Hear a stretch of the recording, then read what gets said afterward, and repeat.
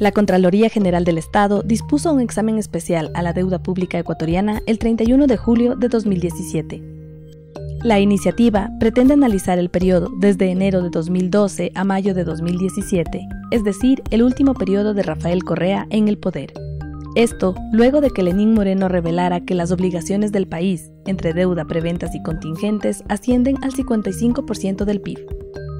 15 días después del anuncio de Contraloría, el bloque de Alianza País de la Asamblea Nacional llegó a afirmar que llamarán a juicio político al entonces Contralor subrogante Pablo Celi, argumentando que se estaba atribuyendo funciones. Pero, ¿a qué se refiere el bloque de Alianza País? El artículo 212 de la Constitución decía, hasta antes de las reformas de 2015, que serán funciones de la Contraloría determinar responsabilidades administrativas y civiles culposas e indicios de responsabilidad penal relacionadas con los aspectos y gestiones sujetas a su control. Tras las reformas de ese año, se eliminó la palabra gestiones.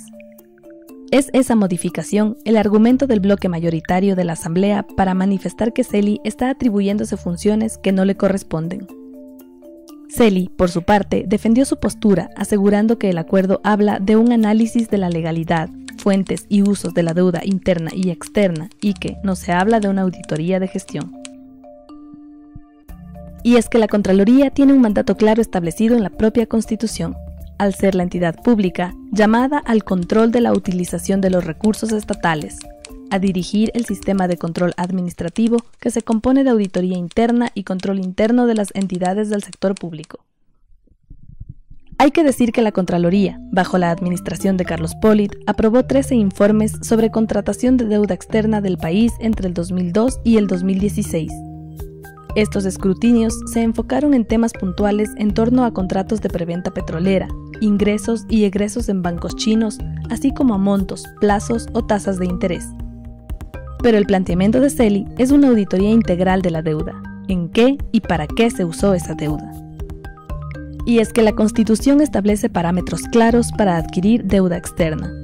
El artículo 290 dicta, entre otras cosas, que el endeudamiento público servirá exclusivamente para financiar programas y proyectos de inversión para infraestructura.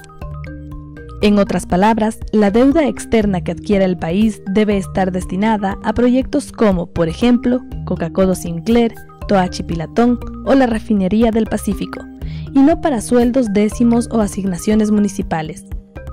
Precisamente ahí es en donde quiere entrar Pablo Celi, a conocer el destino de esos recursos en base a las claras especificaciones de la Constitución, y posiblemente con sospechas de que el endeudamiento sirvió para cubrir el presupuesto estatal. En marzo de 2015, en pleno año de recesión económica del país, el gobierno de Correa emitió nuevos bonos soberanos por $750 millones, según datos del Ministerio de Finanzas, para algunos con el objetivo de completar el presupuesto de ese año. Aunque es legalmente argumentable la postura del bloque de Alianza País, que sostiene que Celi no tiene potestad para una auditoría de gestión, no es menos cierto que la Asamblea no tiene la facultad de impedir el trabajo de un organismo de control independiente. La propia ley de la Contraloría establece que el examen especial servirá para verificar y evaluar las actividades relativas a la gestión financiera, administrativa y operativa, sin que ello implique que se trate de una auditoría de gestión. El objetivo de este tipo de examen es aplicar técnicas y procedimientos de auditoría para formular el informe que determinará las responsabilidades correspondientes si fuera el caso. La Asamblea podría instar, pero ¿podría ordenar al Contralor? En realidad no.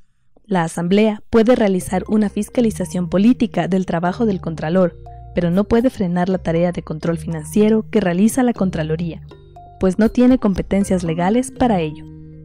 Cualquier impugnación a una posible auditoría de la deuda deberá venir de los hipotéticos endosados por esa auditoría: un presidente, un ministro, un gerente de empresa pública. Ellos, en ese hipotético caso, tendrían la opción de acudir a la vía administrativa o a un juez y argumentar que la Contraloría no tiene facultades para esa auditoría. En última instancia, sería un juez quien determinaría si Celi se arrogó funciones que no le corresponde, pero no la Asamblea.